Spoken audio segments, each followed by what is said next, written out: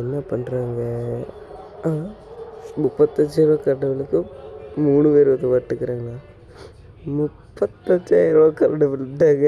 இவருக்கு ஒரே ஷாக்காக போச்சு. அதனால் கண்ணாடி இருந்தால் எதாச்சும் போட்டு பார்க்க சொல்கிறாரு. அவர் என்னமோ சொல்கிறாரு.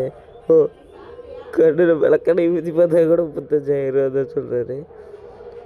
என்னோடய வாழ்நாளில் 35 ரூபாய்க்கு மேலே கட்டினதே இல்லை கரண்ட் பில்லுங்கிறார் அவர்.